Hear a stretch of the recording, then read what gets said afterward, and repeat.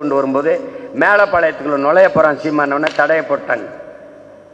இதே மாதிரி தான் தாத்தா இமானுவேல் சேகரன் தாத்தா முறை எவ்வளவு ஆளை வச்சு பேசியிருப்பாங்க, எவ்வளவு ஆசை வார்த்தை காட்டியிருப்பாங்க, குடங்குடமா 2 காதலையும் எவ்வளவு தேனை ஊற்றிருப்பாங்க.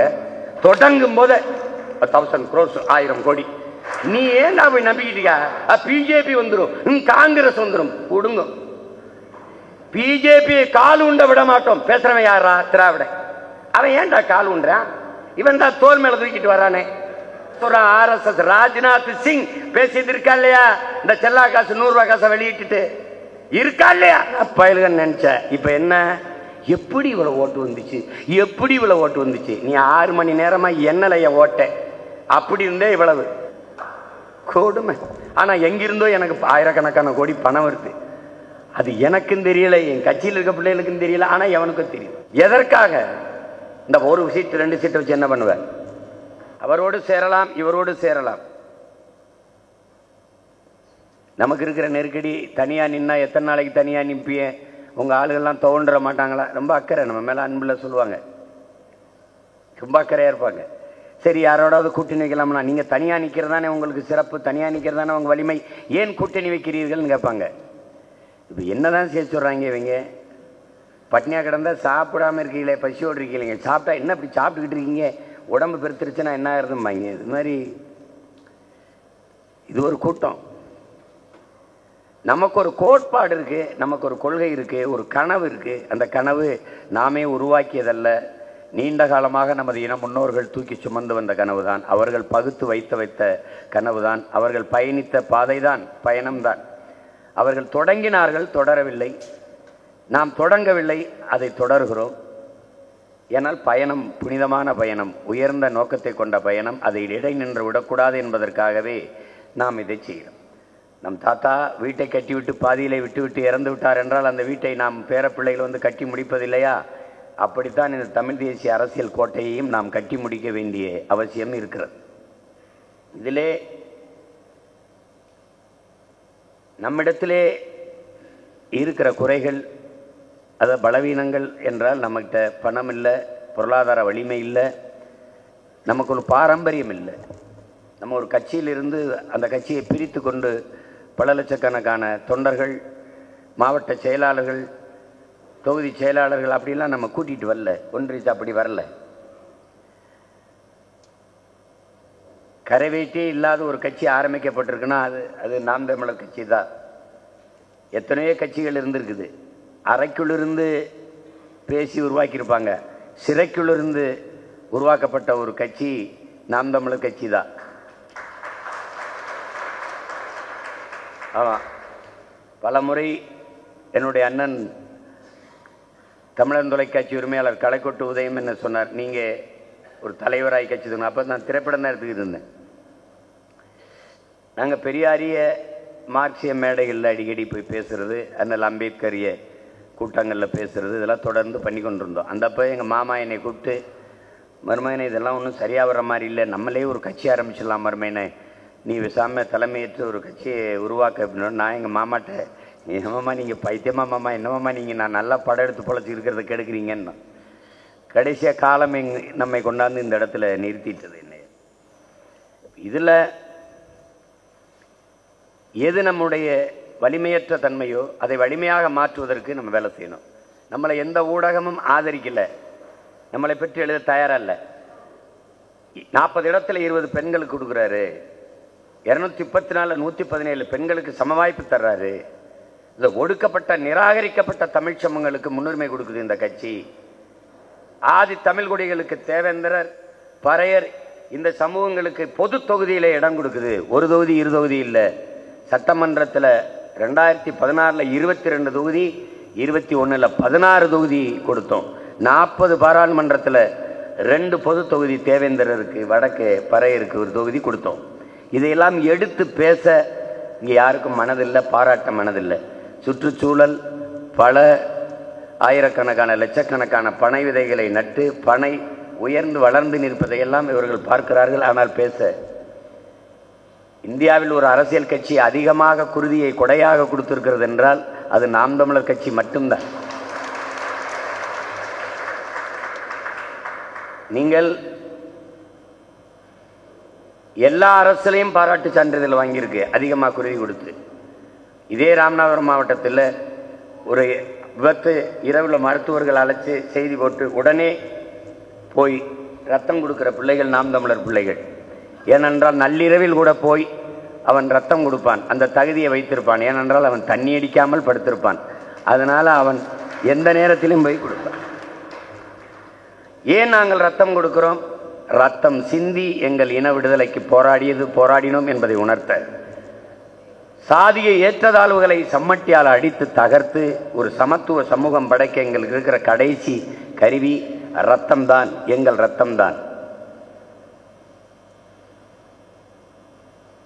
நான் தாழ்த்தப்பட்டவன் என்று இந்த சமூகம் கருதுகிறது, ஆனால் என் ரத்தம் எத்தனையோ பேருடைய உடம்பிலே ஓடிக்கொண்டிருக்கிறது.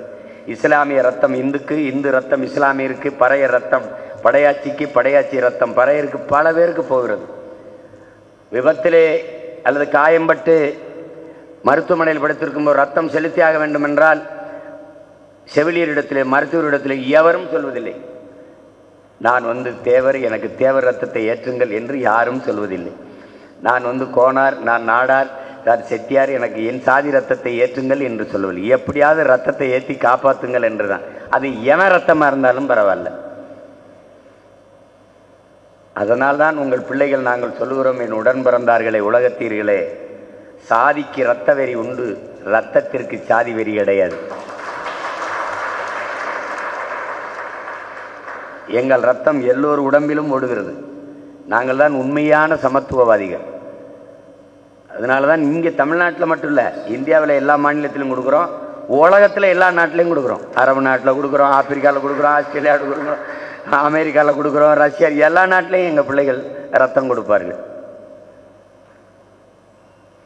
நாங்கள் கருப்பர்கள் தான் பிரிட்டனில் ரத்தம் கொடுக்குறோம். வெள்ளைக்காரன் இந்த ரத்தம் எங்களுக்கு கருப்பேன் ரத்தம்னு எங்கள்கிட்ட வேணாம்லாம் நிராகரிக்கலை.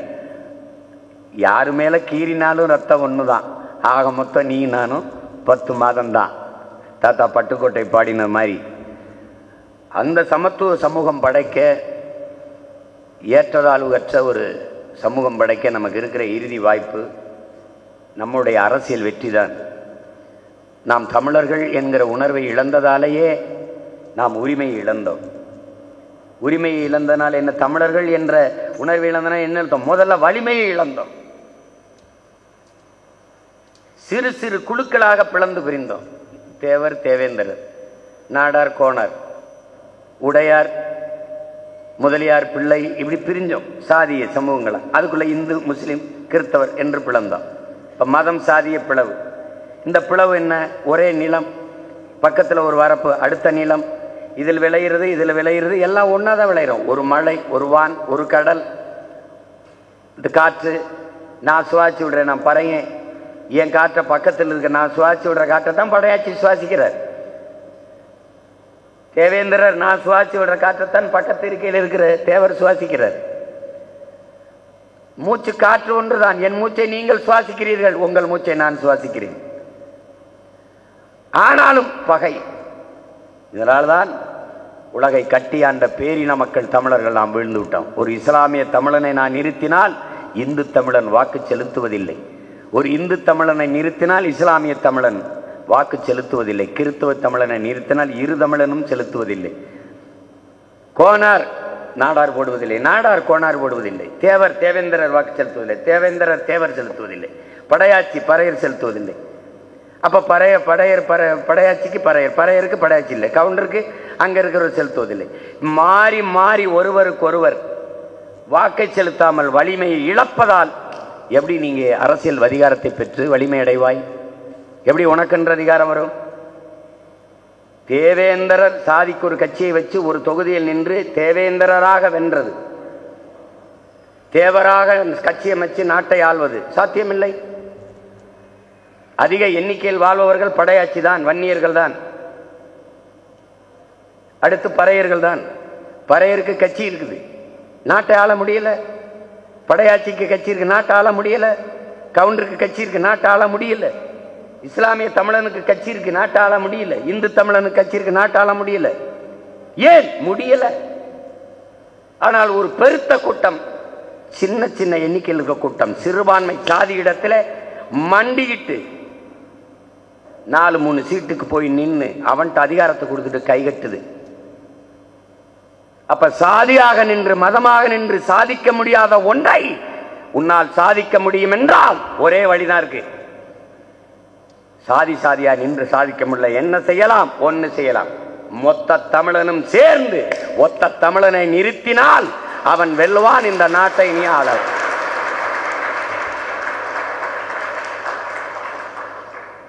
நீ எப்படி இருக்க?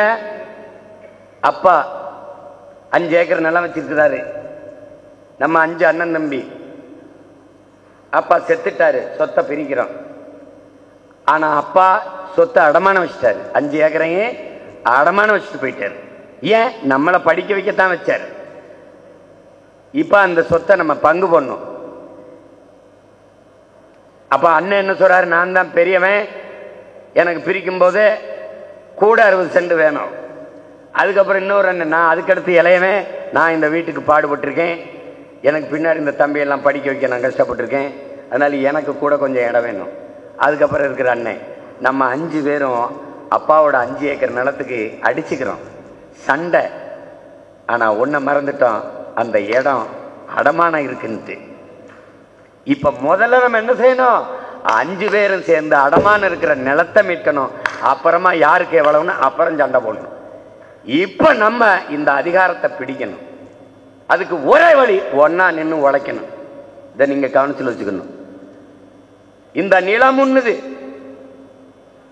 இந்த அதிகாரம் உண்ணுது. ஆனா நீ நிலத்தை இழந்து கொண்டிருப்பதற்கு, நிலத்தை இழந்து பலத்தை இழக்கிற காரணம் உன்ட்ட அதிகாரம் இல்ல. இந்த அரசியல் உண்ணுதுன்னு நினைக்கிற இல்ல, நீ எதையும் முடிவெடுக்க முடியாது. ஒரு சீட்டு என்ன பண்ணுவ? நீ அதை வச்சு என்ன பண்ணுவ? ராமநாதபுரம் எம்பி நாகூர்கனி, அவரால் என்ன செய்ய முடிஞ்சு? என்ன செய்ய முடியும்? இந்த மீனவன் பிரச்சனை இந்திய நாடாளுமன்றத்தில் பேச முடியுமா? திமுகவின் தலைமைக்கு தெரியாம பேசிட முடியுமா? ஒப்புதல் இல்லாம பேசிட முடியுமா? சொல்லுங்க, யாராவது சொல்லுங்க. எதற்காக? இந்த ஒரு சீட்டு 2 சீட்டை வச்சு என்ன பண்ணுவ? ஒண்ணும் செய்ய முடியாது. அப்ப நீ முடிவெடுக்கிற உயரத்துக்கு போகணும். அதுக்கு நீ ஒரு முடிவு எடுக்கணும், அதிகாரத்தை கைப்பற்றணும். அறிவாசானால் அம்பேத்கரை விட ஒரு அறிஞன் உண்டா? அதிகாரம் மிக வலிமையானது என்று முடிச்சிருக்காருன்னா எவ்வளவு ஆழமான கருத்து. அப்ப எவ்வளவு ஆய்வு செய்து அந்த வார்த்தைகள் அடக்கியிருக்காரு. அதிகாரம் மிக வலிமையானதுன்ட்டு.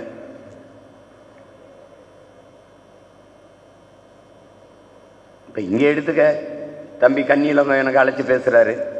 மக்களின் பிரச்சனைக்கு நம்ம அடிக்கடி போய் போராடுறோம். மக்களுக்கு பிரச்சனை தீர்க்க வேண்டியது பொறுப்பு யாரு? அரசோடது. கடமை யாருது? அரசோடது. மக்களுக்கு உரிய பாதுகாப்பு கொடுக்க வேண்டியது யாருது? காவல்துறையிடம். ஆனால் ஒரு சிக்கல் ஏற்பட்ட பிறகு மக்களோடு மக்களாக நின்று அடிக்கடி மக்களுக்காக போராடுகிற நாம் குற்றச் செயலில் தொடர்ச்சியாக ஈடுபடுகிறோம் என்று காவல்துறை குற்றப்படுத்துகிறது. எப்படி இருக்கு பாரு.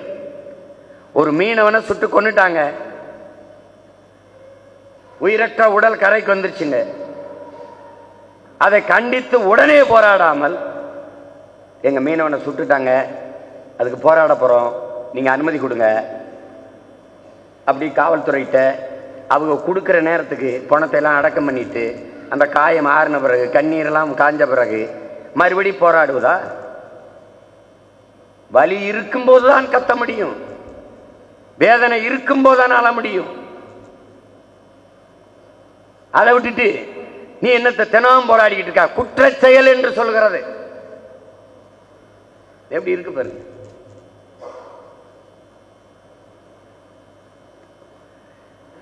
கொடுமை.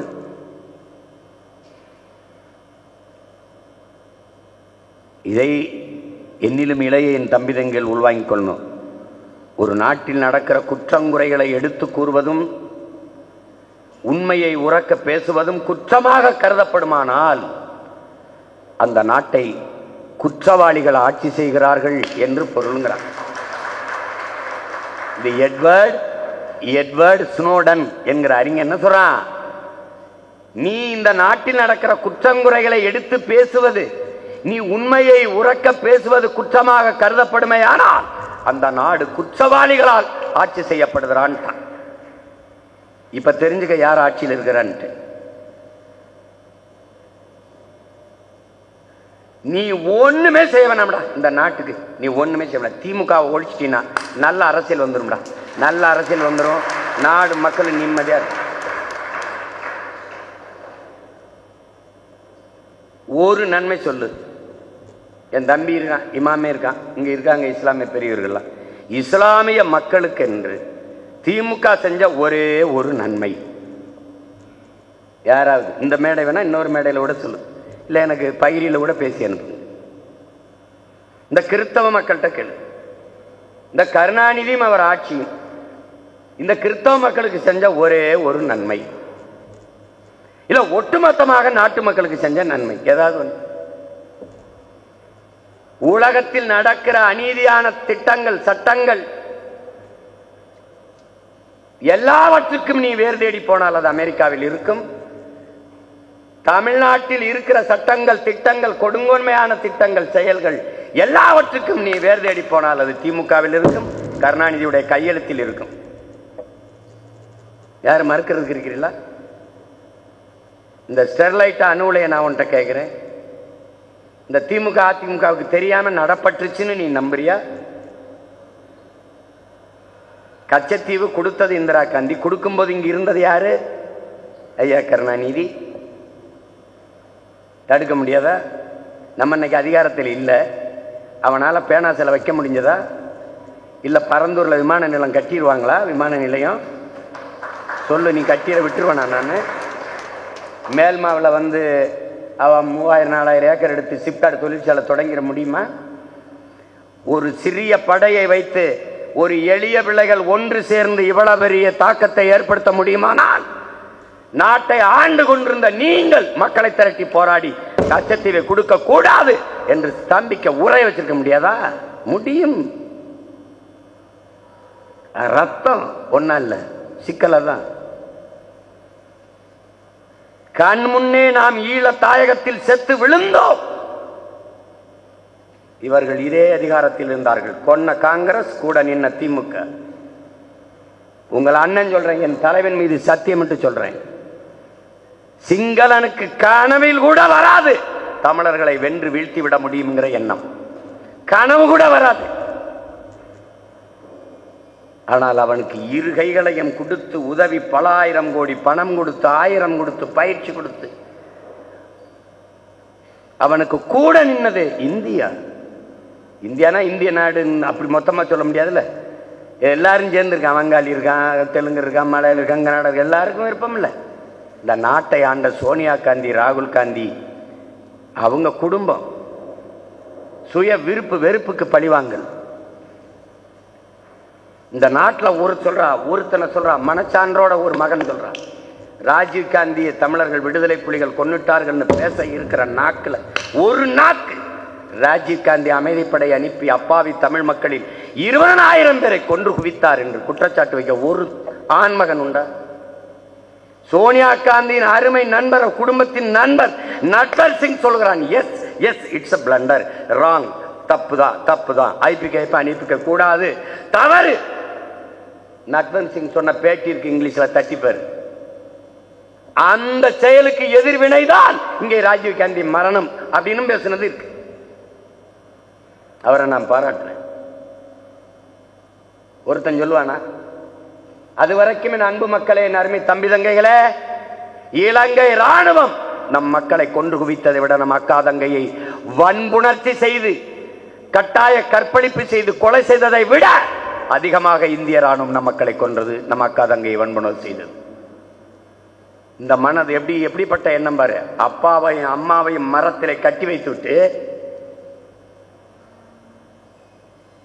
மகளை கண் முன்னாடி கிடத்தி தாயும் தந்தையும் பார்த்து கொண்டு இருக்கும் போதே உணர்ச்சி செய்து உயிர் உறுப்புக்குள் துப்பாக்கி முனையை செலுத்தி வெடிக்க வச்சவன்டா இந்த நாட்டின் ராணுவம். அதை அனுப்பிய பெருந்தகை ஐயா ராஜீவ் காந்தி. நீ என்ன செஞ்சிட முடிஞ்சது? பிரபாகரன் மகன் என்ன நாங்க தான் கொன்னோம்னு என்னத்தை நீ புடுங்கின? என்னைய என்ன பண்ண? நீ வழக்க போட்ட போடு.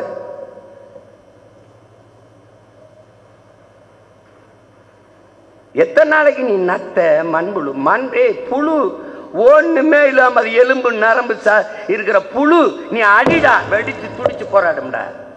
களி எலும்பு நரம்பு ரத்தம் சதை இருக்கிற மானம் உணர்ச்சி இருக்கிற தமிழன் நம்மளை அடக்கி ஓடிக்கிறவன் ஆண்டுவான்னா வேடிக்கை பார்த்துருக்க சொல்றியா?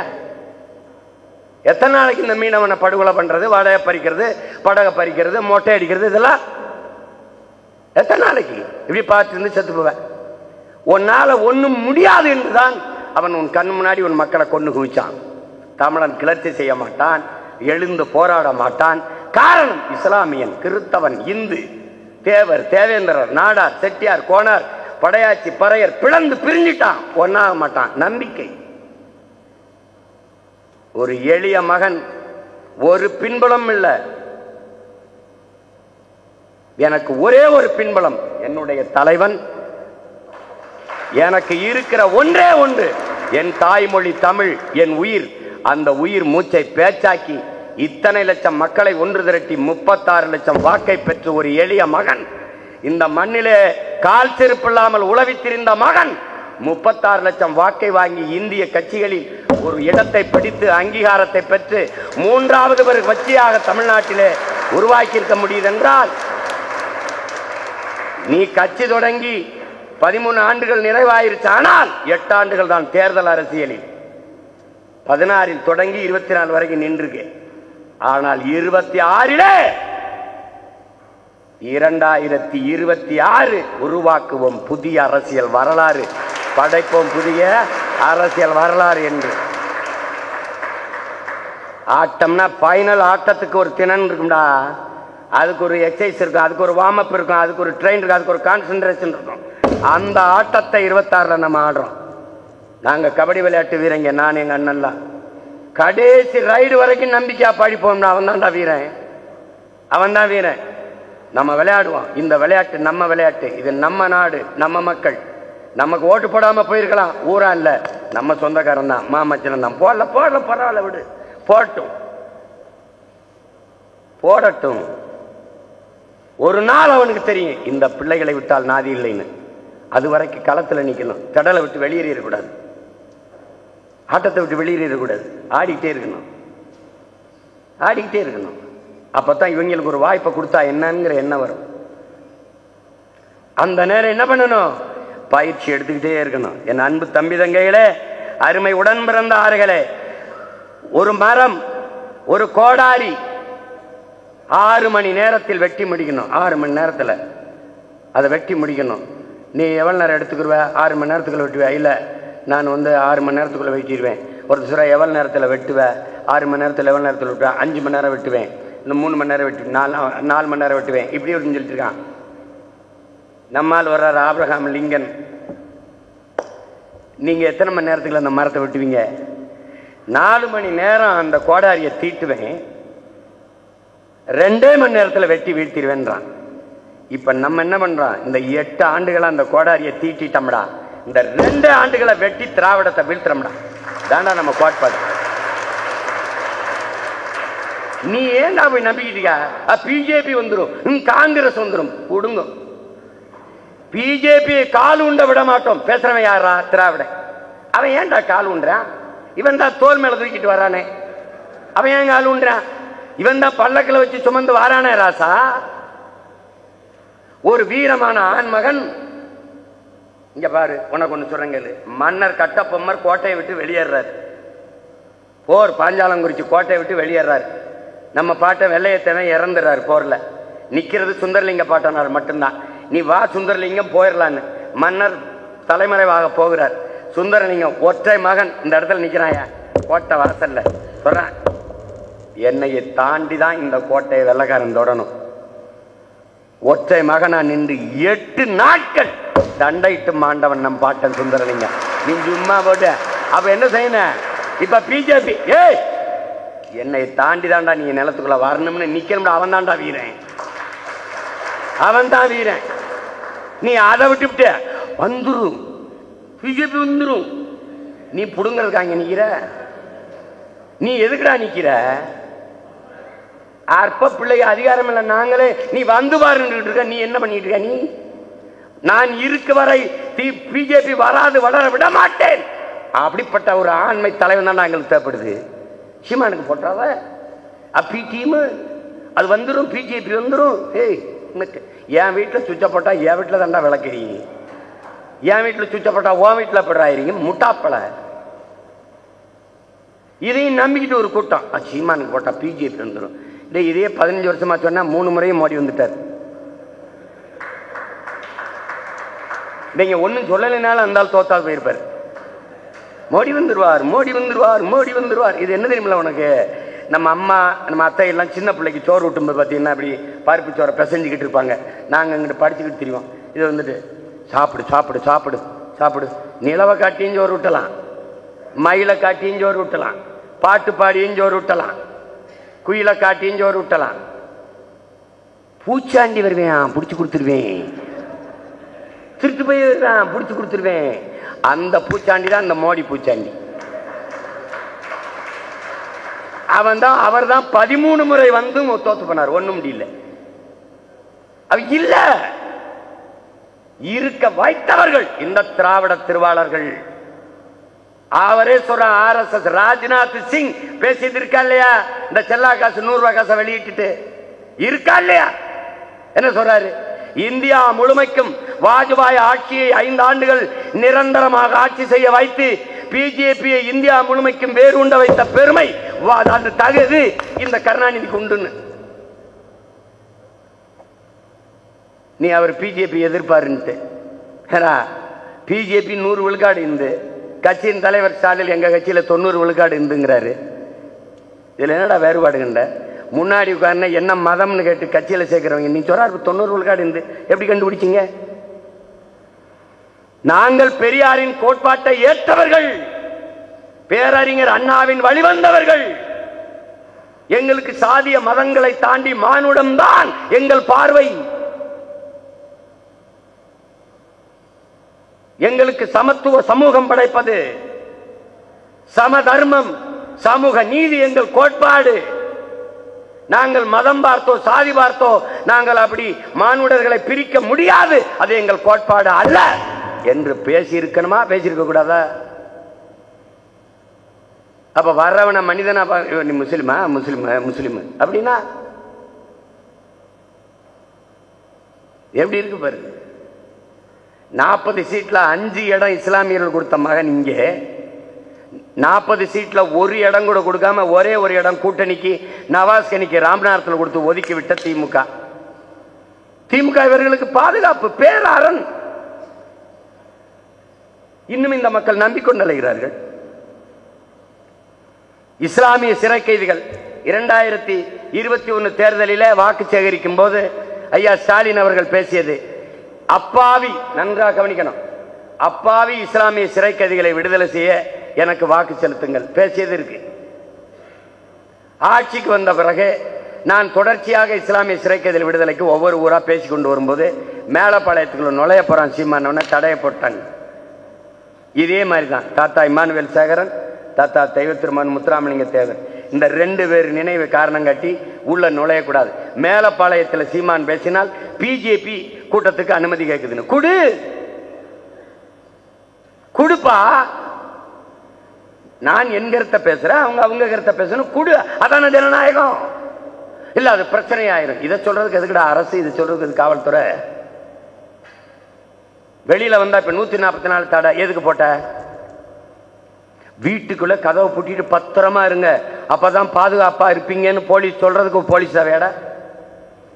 சுதந்திரமா மக்களை நடமாட விட்டு வாழ விட்டு அவர்கள் அன்றாட நடவடிக்கையில் பாதிக்காமல் வாழ விட்டு பாதுகாப்பு கொடுக்கறதாண்டா பாதுகாப்பு. கதவை பூட்டிக்கிட்டு வீட்டுக்குள்ளே இருக்கணும், சன்னலை திறந்துறத கல்லை விட்டு எரிஞ்சிருவான். இது தம்பி, நான் என் வீட்டு வாயில் காப்பாளன் வாட்ச்மேன் போட்டிருப்பது திருடனை விரட்டி பிடிக்க அல்ல, திருட வேண்டும் என்ற எண்ணத்தோடு திருடன் என் வீட்டு வாசலுக்கு வரும்போதே தடுத்து பிடிப்பதற்குத்தான். திமுகங்கிற கட்சி பிஜேபி வந்துவிடும் என்று சொல்வதற்கு அல்ல, வர விடமாட்டேன் என்று சொல்வதற்குத்தான். அதை சொல்ல துப்பு இல்ல. சீமான் ஒரு பி டீம், அவனுக்கு ஓட்டு போடாத, அது மோடி வந்துடுவார். வந்துட்டார். இப்போ என்ன பண்ணுவேன்? நான் தான் எங்கள் அப்பனுக்கு கூட்டி வந்து 100 ரூபா காசு வெளியிட்டுக்கிட்டு இருந்தேன்னா சொல்லு. நான் தான் ஜெஸ் விளையாட்டுக்கு பக்கத்தில் ஜெஸ்ன்னு உட்காந்துட்டு இருந்தேன்னா நான் தான் உட்காந்துருந்தேன்னா நான் எத்தனை முறை எவ்வளவு ஆளை வச்சு பேசியிருப்பாங்க, எவ்வளவு ஆசை வார்த்தை காட்டியிருப்பாங்க, குடங்குடமா 2 காதலையும் எவ்வளவு தேனை ஊற்றிருப்பாங்க. தொடங்கும் போது 1000 crores 1000 கோடி. நான் தான் அடுத்த வேலை சாப்பாட்டுக்கு வழி இல்லாமல் இருக்கிறேன். ஆனாலும் திமிர் எங்கிருந்து வந்தது? இங்கிருந்து வந்தது.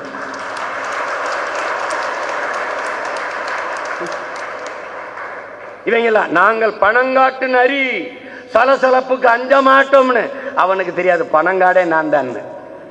ஏய், பணங்காடே நான் தான் தம்பி. நீ பணங்காட்டு நரி, நான் வன்னிக்காட்டு புலி. நீ எனக்கு முன்னாடி என்ன செய்வ? நீ ஒத்தை புலி மொத்த காட்டையும் வேட்டையாடி காட்டை தனதாக்கும். அது மாதிரி இந்த புலிகள் மொத்த நாட்டையும் வேட்டையாடி மக்களின் மனதை வென்று தமிழ்நாட்டை எங்கள் கோட்டையாக்குவோம். ஒன்னு நீ செய்ய முடியாது. அப்படிதான் நினைச்ச சின்ன பயலுகவிங்க அப்படின்னு, சின்ன பயலுக நினைச்ச. இப்ப என்ன? எப்படி இவ்வளவு ஓட்டு வந்துச்சு? எப்படி இவ்வளவு ஓட்டு வந்துச்சு? நீ 6 மணி நேரமா என்னலைய ஓட்ட அப்படி இருந்தே இவ்வளவு. எங்க வயலுக ஒருத்தன் போட்டி போட்டு வாக்குக முகவர் போடல. போட்டிருந்தா என்ன ஆகும்? நான் சொன்ன 1 கோடி வாக்கு வந்திருக்கும். 1 கோடி என் இலக்க தொட்டிருப்பேன். நான் என்ன பேசுறேன்னு இவனுக்கும் புரியல, எவனுக்கும் புரியல. தொலை தூரத்தில் இருக்கவன், தூர நிக்கிறவன் என் கொள்கைக்காக சாக நிக்கிறான். இந்த கூட நிக்கிற எப்ப என்னை கொல்லலாம்னு நிக்கிறான். இது என்ன பண்றது?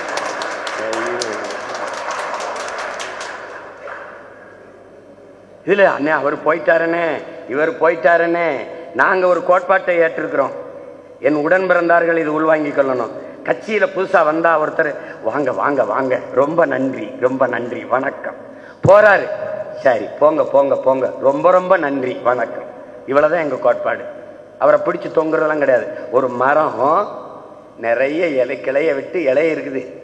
இலை பட்டு இருக்க முடியாம கொழுப்படுத்து காம்பை முறிச்சுக்கிட்டு உதிரும் போது சல சல சல சல சல சலன்னு சத்தம் போட்டு விழும். இலை தான் விழும், சருகாயி விழும். அதுக்காக மரம் சாஞ்சு விழுந்துடாதுல, அது அங்கதான் இருக்கும். ஆனா விழுந்த இடத்திலே இன்னும் ஒரு துளிர் விட்டு அப்படி அப்படி வெளியில வரும். அப்ப ஓரிலை இல்லை ஈரிலை இல்லை, வீழ்வது என்பது வீழ்ச்சி அல்ல வளர்ச்சி. நீ அரசமரம் இருக்கு பாத்தீங்கன்னா மொத்த இலையும் உதிர்ந்துரும். ஆனா திடீர்னு குபுக்குன்னு அழகழகா கொழுந்து வந்து தலைக்கு. அப்படிதான்டா அது. ஒற்றை மகன் இவன்லாம் ஒரு ஆளான்னு நினைச்சான். அப்படி யாரும் இல்லையே.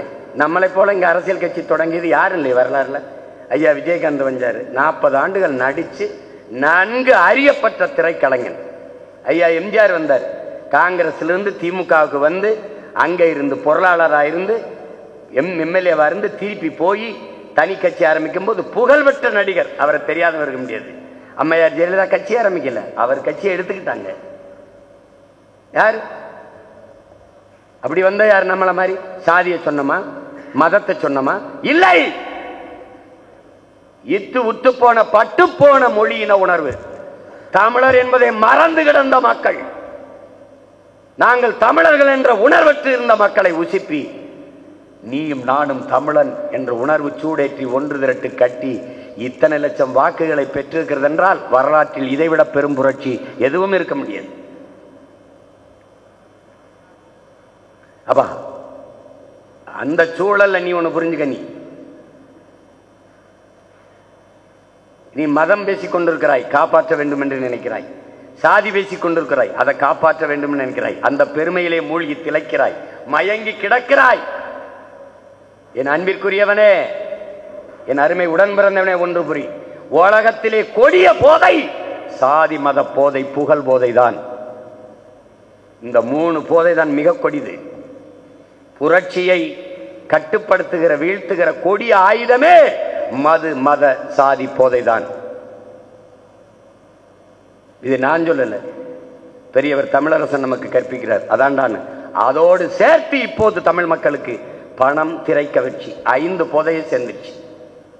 சாராயம், சாதி, மதம், பணம், திரை கவர்ச்சி.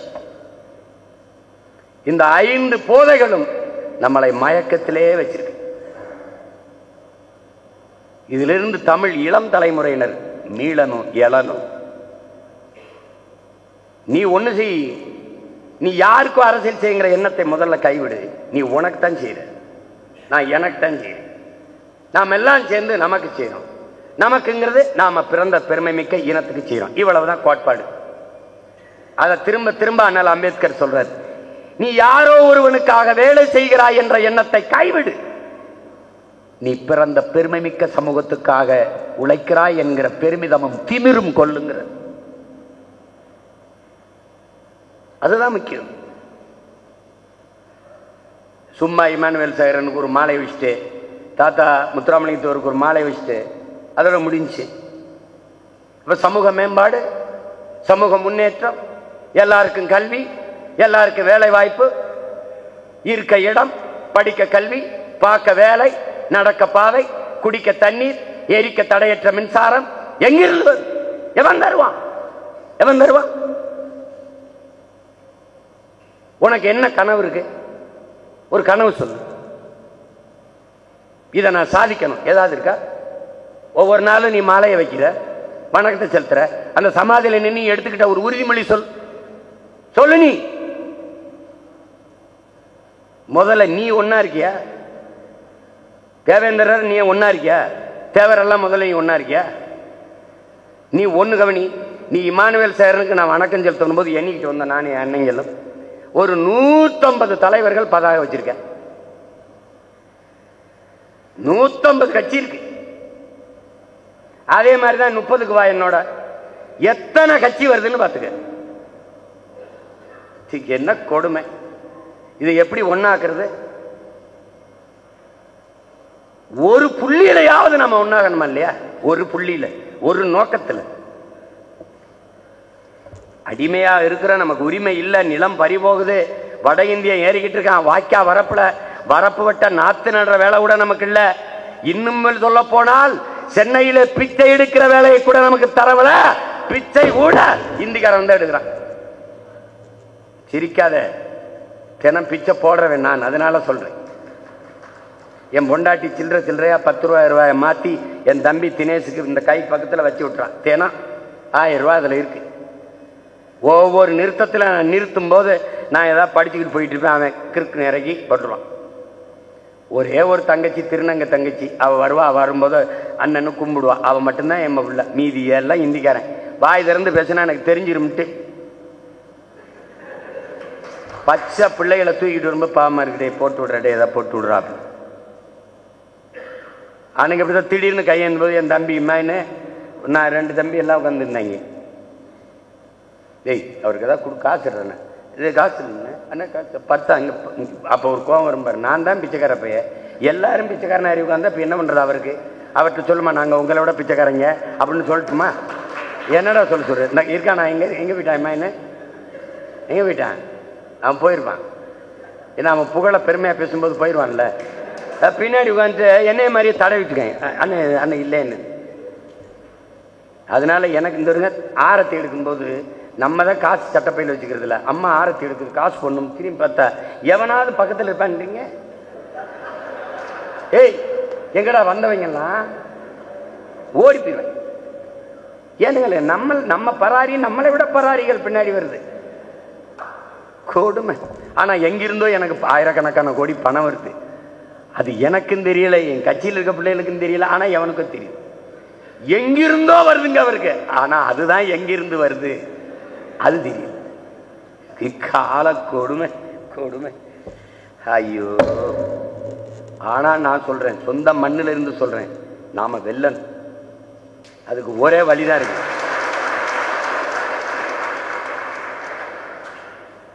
என் சாதிக்கு சீட்டு, ஓன் சாதிக்கு, அதெல்லாம் நீ மறந்துடு.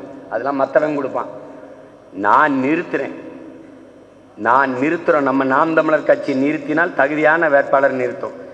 நீ தேவேந்திரர் பார்த்து, தேவர் பார்த்து, பறையர் பார்த்து, நாடார் பார்த்து, கோனார் பார்த்து, செட்டியார் பார்த்து, முதலியார் பார்த்து, நீ இஸ்லாமிய, கிறித்தவன், இந்துன்னு பார்த்து எனக்கு போடுறதா இருந்தா போட்டுறாத, ஒரு பிரச்சனை இல்லை. அப்படி பார்க்காம போட்டு தான் என்னை 3வது பெரிய கட்சி ஆக்கியிருக்கான். நீ போட்டுறாத. நாங்கள் தமிழர்கள், தமிழ் தாயின் பிள்ளைகள் நாங்கள் நீங்க சொல்ற சாதி இல்ல, நாங்க ஒரே சாதி, தமிழ் சாதிங்கிற எண்ணம் இருக்கிறவன் எங்களுக்கு விதியே விதியே. நீங்க அப்ப உங்களுக்கு சாதி இருக்கா? இருக்கு. என்ன சாதி? உலகத்திலே ஏன் ஜாதி தான் பெரிய ஜாதி. என்ன சாதி? தமிழ் சாதி. விதியே விதியே என் செய்ய நினைத்தாய் என் தமிழ் சாதி என்ன. பெரும்பாவளன் பாரதி நம்ம பாட்டு அது மாதிரி தமிழ் சாதிடா. நாங்க 13 கோடி மக்கள், நம்ம வெறும் 1.25 கோடி சிங்களம். அவன்கிட்ட தோத்து போயிட்டான். தவாறு எங்க ஐயா சொல்றாரு, ராமதாஸ் ஐயா, 10,000 குடும்பம் கூட இல்லை உன் குடும்பம், உனக்கிட்ட நான் இந்த சமூக நீதி இடஒதுக்கீட்டுக்கு நிக்கணுமான்னு கேட்கிறது. 10,000 குடும்பம், 10,000 குடும்பம். துணை முதல்வர், முதல்வர், அவங்க அப்பா முதல்வர், அவர் துணை முதல்வர், இவங்க முதல்வர், மயன் துணை முதல்வர். நீ ரோட்ல வேணாது இந்த குல்பி ஐஸ் வாங்கி கொடுப்பான், சப்பிட்டு திரி வாங்கிட்டு. ஆனா வெளியில் நாங்களா யார் தெரியுமில்ல? யாரு யாருப்பா? அது வடிவேலன் பங்காளி மாதிரி. அந்த பக்கம் என் ஏரியாவுக்கு ஐயா, என் ஏரியாவுக்கு ஐயா சொல்றேன். இந்த கதை தான். வீண் பெருமை பேசி சாகாத. உனக்கு ஒண்ணுமே கிடையாது, ஒன்னும் கிடையாது. ஏதாவது இருக்குன்னா நிமிந்து சொல்லு. என்ன சொல்லு? உனக்கு என்ன இருக்கு சொல்லு. காவிரியில தண்ணி வாங்க துப்பு இல்லை, முல்லை பெரியாறு தண்ணி வாங்கி துப்பு இல்லை, கடலுக்குள்ள மீன் பிடிக்க வக்கு இல்லை, நாதி இல்லை உனக்கு. நீ செத்தா கேட்க ஒரு சொட்டு கண்ணீர் வடிக்க உனக்கு ஒருத்தரும் கிடையாது. நீ ஒரு அனாதை, நீ ஒரு அடிமை, நீ ஒரு அடிமை. எப்ப சொல்றாரு பார் தலைவர், உலகத்தில் நமக்கென்று ஆதரவு குரல் எழுப்பவோ கை கொடுக்கவோ, நமக்கென்று ஆதரவு குரல் எழுப்பவோ ஆதரவு கை நீட்டவோ யாருமற்ற நிலையில் தனித்து விடப்பட்ட அடிமை தேசினத்தின் மக்கள். இந்த வார்த்தையை நல்லா கவனிச்சுக்கணும். தனித்து விடப்பட்ட அடிமை தேசினத்தின் மக்கள். அப்ப சிதைந்து அழிந்து கொண்டிருக்கிற தமிழ் தேசிய மக்கள் பாதுகாப்பாக வாழ்வதற்கு போராடித்தான் ஆக வேண்டும் என்ற நிலைக்கு தள்ளப்பட்டு விட்டார்கள். யாரு? நாமெல்லாம் தான். இந்த வரலாற்றின் பேர் அழைப்பில் இருந்து, பெரும் பணியில் இருந்து தமிழ் இளம் தலைமுறையினர் விலகி செல்ல முடியாது. சொன்னவர் நான் இல்ல, அவர். ஆனால் விலகி செல்லல. என்னிலும் இளைய என் தம்பி தங்கைகள், நீ பாரு, கண்ணீர் வருமடா. ரொம்ப நாளா என் ஸ்டேட்டஸ்ல வச்சிருந்தேன். பச்சை பிள்ளைகளடா, வெயில்ல ஒரு சின்ன குழந்தை 4 வயசு இருக்கும். அவ பெரியவ கொடியை பிடிச்சிருக்கா, இவ துண்டறிக்க வச்சிருக்கா. வீதியில 2 பிள்ளைகள் நடந்து வருதுறா. அவளுக்காக தான் நான் கட்சியை நடத்துறேன். இந்த மண்ணில் அந்த பிள்ளைகளுக்காக தான் கட்சி நடத்துறேன். நீங்க எல்லாரும் என்னை விட்டு போனாலும் உங்களுக்கு பிறக்கிற பிள்ளைகள் என் பெரியப்ப எங்க, என் மாமை எங்கன்னு தேடி வரும்டா. அன்னைக்கு இந்த நிலை எனக்கு வரும். உலகத்தின் தலை சிறந்த நாடாக என் தலைவர் கண்ட கனவை நிறைவேற்றி தமிழ்நாட்டை நாம் படைச்சு உலகத்துல தலை சிறந்த நாடு தமிழ்நாடு, தலை சிறந்த பேரினம் தமிழினம். பண்பாடு, நாகரிகம், கலை, இலக்கியம், கூத்து, பாட்டு எல்லாவற்றிலும் சிறந்த இனம்னு நான் நிரூபிக்கல. நீ பார்த்துக்கிட்டே இரு, நடத்தி காட்டுவீங்க. அதுக்கு நான் என்ன செய்யணும்? சொல்றதை மட்டும் செய், சொல்றதை மட்டும் செய். நீ ஒரு ஆளு, நீ எந்த வாக்கத்துல ஓட்டு போட்ட? தங்கச்சி நீ எந்த வாக்கத்துல போட்டீங்க? இந்த பூத்துல போட்டேன்னு போட்டீங்க. நீங்க போட்டீங்களா? உங்களை மாதிரியே 10 பேர் அந்த பூத்துல இருக்கும். இவ்வளவுதான் உங்க கட்சி பணி முடிஞ்சிட்டது. நீங்க எந்த ஊரு? உங்க தாய் கிராமம் எது? இந்த கிராமம். எந்த கட்சியா வேணாலும் நீரு, இந்த கிராமத்துல என் கட்சி தான் கோட்டை, என் கட்சி தான் பெரிய கட்சி அப்படி நான் உருவாக்குவேன். என்ன பண்ணலாம்? அக்கா, சின்னத்தா, பெரியத்தா, தங்கச்சி, மாமன், மச்சினை எல்லாரையும் சேர்த்து 10 பேர் கட்டிட வேண்டியதான். Every booth 10 youth. ஒருவர் 10ஆவும் 10 100ஆவும், பகைவர் நடுங்கும் படையாவும். இது கோட்பாடு. கிளைகள் இல்லாத கிராமம் இல்லை, அதை நிரூபிக்கணும். அவன் தாய் கிராமத்துல சின்னதா ஒரு குச்சியை ஊண்டி, ஒண்ணுல கம்பி போட முடியல, சவுக்கு கட்டைய ஊண்டியாவது நாம் தமிழர் கட்சி கொடியை பறக்க விட்டுரு, முடிஞ்சு உங்க கட்சி வேலை. அவ்வளவுதான். இப்ப என்ன, ராமநாதபுரத்தில் எத்தனை வாக்ககம் இருக்கு? ஒரு வாக்ககத்துக்கு ஒரு கிளை, 8 பேர் கொண்ட கிளை வச்சுக்க.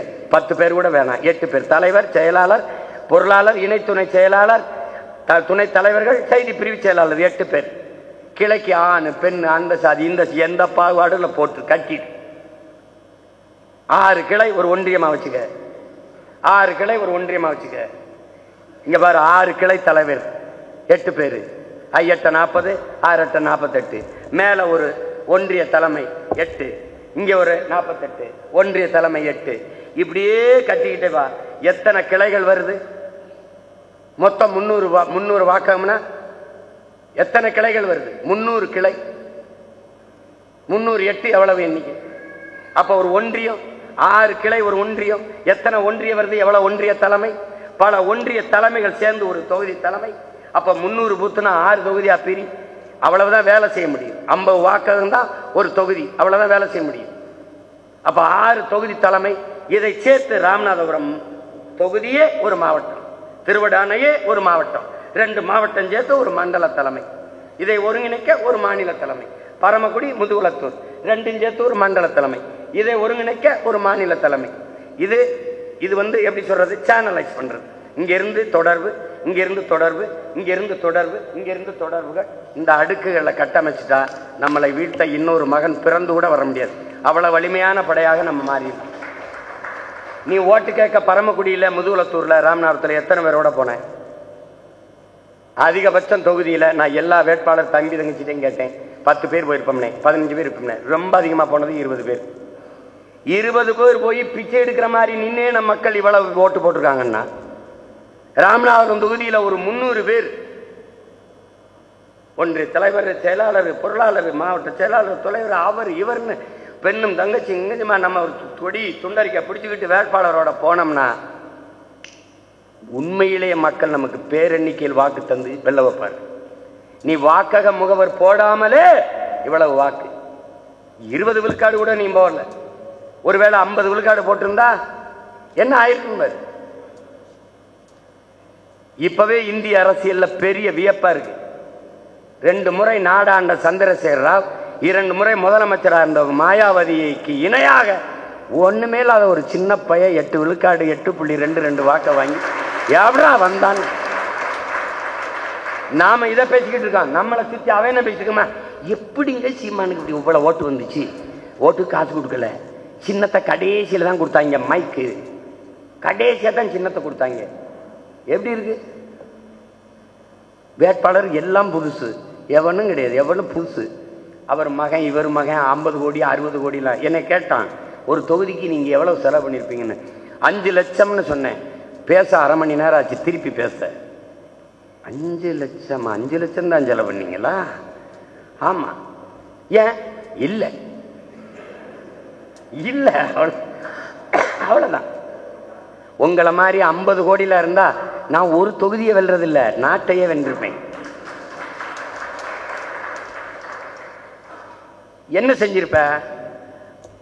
50,000 துண்டறிக்கை கொடுக்குற இடத்துல 5 லட்சம் துண்டறிக்கை கொடுப்பேன். என் பிள்ளைகளுக்கு எரிபொருள் நிரப்பி விடுவேன். வேலைக்கு போனா தான் சாப்பாடுங்கிற இடத்துல, டேய் 15 நாள் விடுமுறை போடு, இந்த வீட்டில் கொடுத்துட்டு வா அப்படின்னு சொன்னா என் பிள்ளைய வேலை விட்டு வந்து வேலை செய்வான். இதுக்கு நீ எனக்கு காசு கொடுத்தீங்கன்னா போதும், நான் வென்றுவேன். அப்புறம் நான் ஓட்டு காசு கொடுக்க மாட்டேன். அவன் 1000-500க்கு என் மக்களின் மானத்தை விற்கிற கூட்டம் நான் இல்லை. நான் அப்படி செய்ய மாட்டேன். என் ஆத்தாளப்பன 500-1000 கையெந்த விட மாட்டேன். இலவசம்ங்கிற ஒன்னே இல்லாத ஒழிக்கணுங்கிறத லட்சியமா வச்சிருக்கேன் நான். இலவசம் எதுக்கு? இலவசம்? அது தேவையில்லை.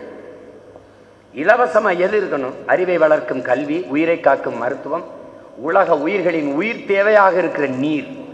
என் மக்களுக்கு தூய நீர், குடிநீர் இலவசம்.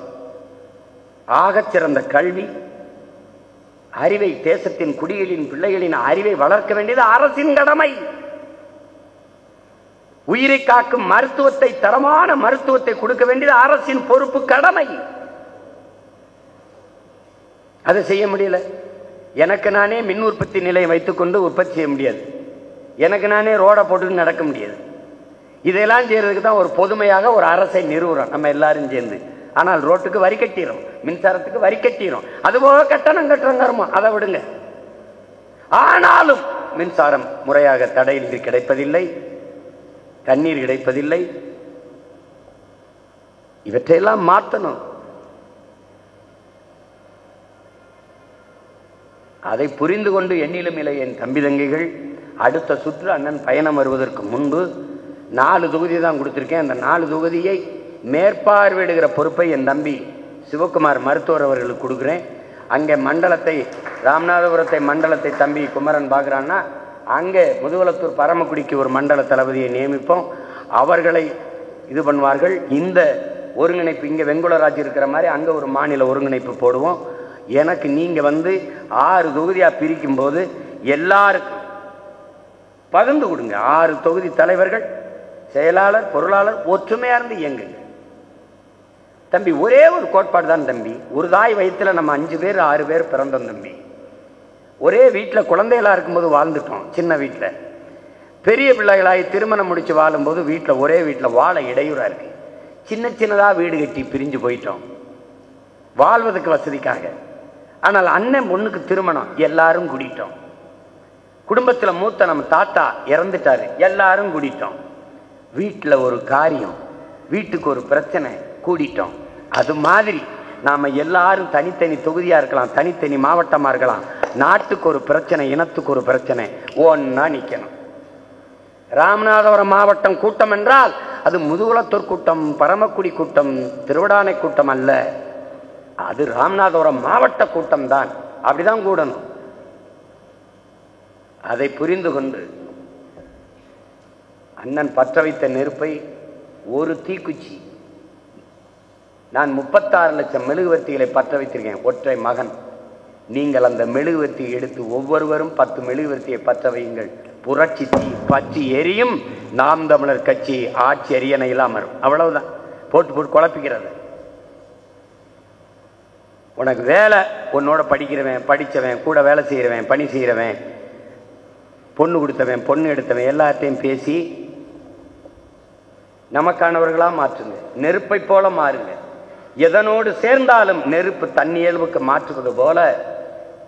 அதனால்தான் இருப்பாய் தமிழா நெருப்பாய் நீ இருந்தது போதும் அடுத்தவர்களுக்கு செருப்பாய் என்று பாடியது. அதனால் தான் இந்த அறிவார்ந்த தமிழ் சமூகத்தின் தம்பி தங்கைகள், எதிர்கால தமிழகத்தை மாற்றி படைக்க காத்திருக்கிற இளைய தலைமுறை புரட்சியாளர்கள், உங்களை நம்பித்தான் இந்த தமிழர் தாயகம் தவம் கிடக்கிறது.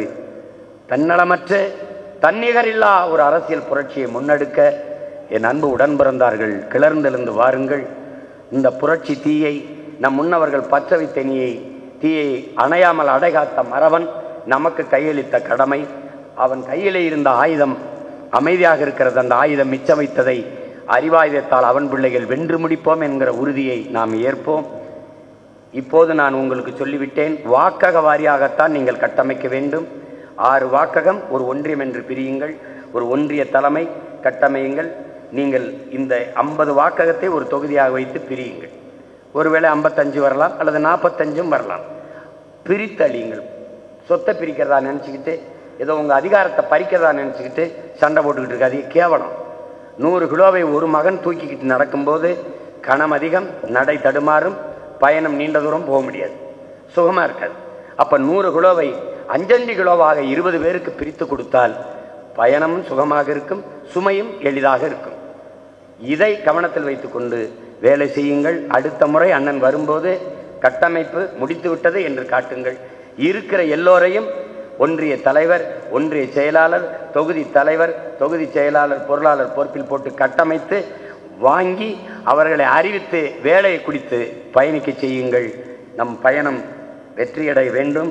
26 படைப்போம் புதிய அரசியல் வரலாறு என்ற முழக்கத்தை முன்வைத்து என் உயிருக்கினிய உறவுகள் களத்திலே நில்லுங்கள். வீட்டை வெல்லுங்கள், நாட்டை வெல்வது எளிது. தெருவை வெல்லுங்கள், தேசத்தை வெல்வது எளிது. புரட்சி எப்போதும் வெல்லும். நமது வெற்றி அதை சொல்லும். இலக்கு ஒன்றுதான், இனத்தின் விடுதலை. இனம் ஒன்றாவோம், இலக்கை வென்றாவோம். தமிழ் தாய் வாழ்க, தலைவர் பிரபாகரன் வாழ்க. நாம் தமிழர்.